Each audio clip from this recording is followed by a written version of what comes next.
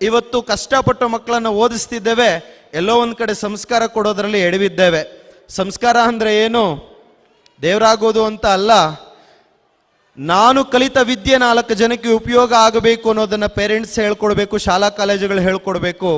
ಓದಿದ್ದಾದ ಮೇಲೆ ದೇಶಕ್ಕೆ ಒಳ್ಳೆ ಪ್ರಜೆ ಆಗಬೇಕು ಅಂತ ಹೇಳ್ಕೊಡೋದು ಸಂಸ್ಕಾರ ಆಗತ್ತೆ. ಜೊತೆಗೆ ನೀನು ಯಾವ ದೇಶಕ್ಕೆ ಹೋಗಿ ಜೀವನ ಮಾಡ್ತೀಯೋ ಆ ನೆಲಕ್ಕೆ ಗೌರವ ಕೊಡಬೇಕು. ನೀನು ಯಾವ ನೆಲದಲ್ಲಿ ಹೋಗಿ ಜೀವನ ಮಾಡ್ತೀಯೋ ಆ ಭಾಷೆಗೆ ಗೌರವ ಕೊಡಬೇಕು. ನೀನು ಯಾವ ದೇಶಕ್ಕೆ ಹೋಗಿ ಜೀವನವನ್ನು ಕಟ್ಕೊಳ್ತೀಯೋ ಆ ದೇಶದ ಸಂಸ್ಕೃತಿಗೆ, ಆ ದೇಶದ ಜನತೆಗೆ ನೀನು ಗೌರವ ಕೊಡಬೇಕು. ತಂದೆ ತಾಯಿಗಳನ್ನ ವಯಸ್ಸಾದ ಕಾಲದಲ್ಲಿ ಓಲ್ಡ್ ಏಜ್ ಹೋಮ್ಗಳಿಗೆ ಅಂದ್ರೆ ವೃದ್ಧಾಶ್ರಮಗಳಿಗೆ ಪ್ಯಾಕೇಜ್ ಲೆಕ್ಕದಲ್ಲಿ ತಗೊಂಡೋಗಿ ಬಿಸಾಕದೆ, ನಿನ್ನನ್ನ ಹೇಗೆ ಅಂದ್ರೆ ಮಗುವನ್ನ ಚಿಕ್ಕ ವಯಸ್ಸಿದ್ದಾಗ ಹೇಗೆ ತಂದೆ ತಾಯಿಗಳು ಮುದ್ದಾಗಿ ಕಾಳಜಿಯಿಂದ ಸಾಕಿದ್ರೋ ಅದೇ ರೀತಿ 60 ವರ್ಷ ಆದಮೇಲೆ ತಂದೆ ತಾಯಿ ಕೂಡ ಸಣ್ಣ ಮಕ್ಕಳಾಗ್ತಾರೆ.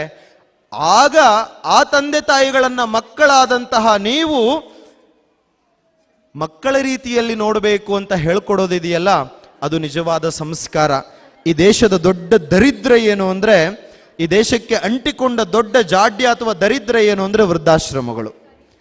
ಯಾವ ದೇಶ ಮಾತೃದೇವೋ ಭವ, ಪಿತೃದೇವೋ ಭವ, ಆಚಾರ್ಯ ದೇವೋ ಭವ, ಅತಿಥಿ ದೇವೋ ಭವ, ರಾಷ್ಟ್ರದೇವೋ ಭವ ಅನ್ನೋ ಮೆಸೇಜನ್ನ, ಸಂದೇಶವನ್ನ ಜಗತ್ತಿಗೆ ತಿಳಿಸ್ತೋ, ತಾಯಿಯನ್ನ ತಂದೆಯನ್ನ ದೇವರಂತೆ ಕಾಣು ಅಂತ ಹೇಳಿದ ದೇಶದಲ್ಲಿ ಇವತ್ತು ತಾಲೂಕಿಗೆ ಹೋಬಳಿಗೆ ಒಂದೊಂದರಂತೆ ವೃದ್ಧಾಶ್ರಮಗಳು ಎದ್ದೇಳ್ತಾ ಇದ್ದಾವೆ. ಈ ತುಮಕೂರಿನ ಸುತ್ತಮುತ್ತ ಇರತಕ್ಕಂಥ ವೃದ್ಧಾಶ್ರಮಗಳಿಗೆ ಒಮ್ಮೆ ಹೋಗಿ ನೀವು ನೋಡಿದಾಗ ಆ ಮಕ್ಕಳು ಪೋಷಕರು ಹೇಳ್ತಾರೆ, ಮೊನ್ನೆ ಮೈದಾಳದಲ್ಲಿದ್ದಂತಹ ಒಂದು ವೃದ್ಧಾಶ್ರಮಕ್ಕೆ ಹೋದಾಗ ತುಂಬ ಅನುಕೂಲಸ್ಥ ಮನೆಯ ತಂದೆ ತಾಯಿಗಳು ಒಂದು ಮಾತು ಹೇಳಿದ್ರು. ಅವರ ಮಕ್ಕಳು ಡಾಕ್ಟರ್ ಆಗಿದಾರಂತೆ, ಇಂಜಿನಿಯರ್ ಆಗಿದ್ದಾರಂತೆ, ತಿಂಗಳಿಗಿಷ್ಟು ಪ್ಯಾಕೇಜ್ ಅಂತ ಕಳಿಸ್ಕೊಟ್ಬಿಡ್ತಾರಂತೆ. ಆದರೆ ಅವ್ರು ಮಾತ್ರ ಬರೋದಿಲ್ವಂತೆ, ಹೋಗಿ 2 ವರ್ಷ ಆಯ್ತಂತೆ, ಮುಖನೂ ತೋರಿಸೋದಿಲ್ವಂತೆ, ಆಲ್ರೆಡಿ ಫೋನ್ ಮಾಡೋದು ಕಡಿಮೆ ಆಗಿದೆಯಂತೆ. ನಾನು ನನ್ನ ಮಕ್ಕಳಿಗೆ ಕಷ್ಟಪಟ್ಟು ಡಾಕ್ಟರ್ ಮಾಡದೆ, ಇಂಜಿನಿಯರ್ ಮಾಡದೆ ಸರ್, ಅದರ ಸಂಸ್ಕಾರ ಕಲಿಸ್ಕೊಡ್ಲಿಲ್ಲ.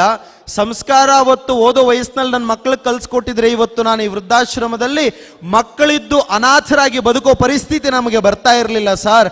ನಾವು ಮಾಡಿದ ದೊಡ್ಡ ತಪ್ಪು ಅಂತ ಅವರು ಹೇಳಿದ್ರು. ಅವರು ಮಾಡಿದ ತಪ್ಪನ್ನು ದಯವಿಟ್ಟು ನೀವು ಮಾಡಲಿಕ್ಕೆ ಹೋಗಬೇಡಿ, ಮಕ್ಕಳಿಗೆ ಸಂಸ್ಕಾರವನ್ನು ಕಲಿಸಿ. ಇನ್ನು ಎರಡನೆಯದಾಗಿ, ಬೇಕಾದನ್ನ ಕೊಡಿಸಿ, ಅವ್ರು ಕೇಳಿದ್ದನ್ನ ಕೊಡಿಸಿ ನಿಮ್ಮ ಮಕ್ಕಳನ್ನ ಅಂಗವಿಕಲರನ್ನಾಗಿ ಮಾಡೋದಕ್ಕೆ ಹೋಗಬೇಡಿ. ಕೊಡಿಸಿ, ಆದರೆ ನೀವು ಕೊಡಿಸುವ ವಸ್ತುವಿನ ಪ್ರತಿಯೊಂದರ ಬೆಲೆಯನ್ನೂ ಕೂಡ ನಿಮ್ಮ ಮಕ್ಕಳಿಗೆ ತಿಳಿಸುವಂಥವ್ರಾಗಿ. ಯಾಕೆ ಅಂದರೆ ತುಂಬ ಜನ ಪೋಷಕರು ಹೇಳ್ತಾರೆ, ನಾವು ಓದಿಲ್ಲ ಸರ್, ನಮ್ಗೆ ಎಷ್ಟೇ ಕಷ್ಟ ಬಂದರೂ ನಮ್ಮ ಮಕ್ಕಳನ್ನ ಅವ್ರು ಎಲ್ಲಿವರೆಗೂ ಓದ್ತಾರೋ ಅಲ್ಲಿವರೆಗೂ ನಾವು ಓದ್ಸಕ್ಕೆ ತಯಾರಿದ್ದೀವಿ, ಬೇಕಾದರೆ ಸಾಲ ಬೇಕಾದರೂ ಮಾಡ್ತೀವಿ, ನಮ್ಮ ಕಿಡ್ನಿ ಬೇಕಾದರೂ ಮಾರಿ ಮಕ್ಕಳನ್ನ ಓದಿಸ್ತೀವಿ ಅನ್ನೋಷ್ಟು ಒಳ್ಳೆ ಪೋಷಕರಿದ್ದಾರೆ. ದಯವಿಟ್ಟು ನೀವು ಅನ್ಕೊಳ್ತೀರ ನಮ್ಮ ಕಷ್ಟ ನಮ್ಮ ಮಕ್ಕಳಿಗೆ ಬರೋದು ಬೇಡ ಅಂತ ನೀವು ಮಾಡ್ತಾ ಇರೋ ತಪ್ಪಾದೆ. ನೀವೇನು ಕಷ್ಟ ಪಡ್ತಾ ಇದ್ದೀರಾ ಅಂತ ನಿಮ್ಮ ಮಕ್ಕಳಿಗೆ ತಿಳಿಸ್ಕೊಡಿ.